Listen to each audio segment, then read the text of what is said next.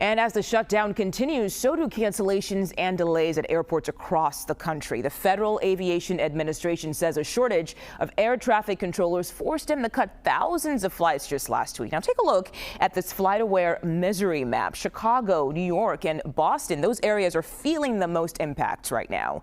Now we know there's several cancellations and delays nationwide. Earlier today, the president of the National Air Traffic Controllers Association had this to say about the shortage.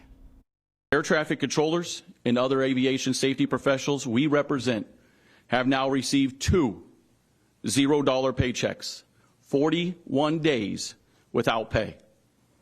Controllers continue to show up and step up, despite working full-time during the shutdown and in many cases mandatory overtime. Controllers continue to show up and step up for the American flying public and for each other. And just moments ago, President Trump weighed in on the absence of some air traffic controllers. He posted to social media saying, in part, all air traffic controllers must get back to work now. Anyone who doesn't will be substantially docked. He went on to say in full shortly into the future, I am not happy with you.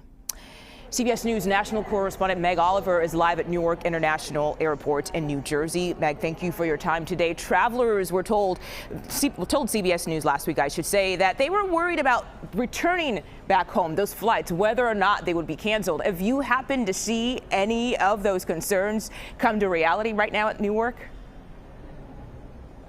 Mugo, good to be with you. That's exactly what is playing out here. It's pretty dead at Newark, but the cancellations are stacking up. And I just talked to one gentleman who was trying to get home to Fort Myers yesterday. His flight was canceled. He had to spend the night, another night in a hotel, and he's rebooked on a 2:30 flight today. So he's hopeful that he will get home today. So far, most of the flyers that have been coming in here, they're not seeing any cancellations, but they are starting to see some delays.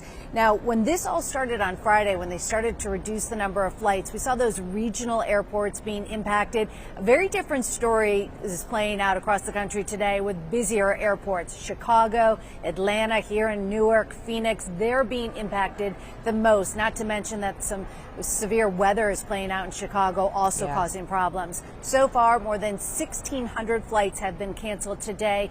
Not as bad as yesterday. More than 3,000 flights were canceled yesterday, but it's still early in the day, so we'll have to see how this works out. Yeah, we'll have to see. And good luck to that man you spoke about earlier. But what can people do to plan ahead of more cancellations this week? Yeah, everyone, if you have a flight through this week, airlines are telling you that you can rebook. They're waiving cancellation fees and rebooking fees. If your flight does get canceled, you will receive a full refund. But as you know, we're getting closer to the busy holiday Thanksgiving rush. So a lot of people are starting to think about taking the train or maybe a bus, driving all together. We know there's a big demand right now for rental cars. So it's going to take days. There's a little hope that the shutdown will get resolved this week, but that's not a magic bullet. That's not going to happen overnight. This is going to take days for things to work out. Mugo. All right, Meg Oliver, thank you so much for your time today.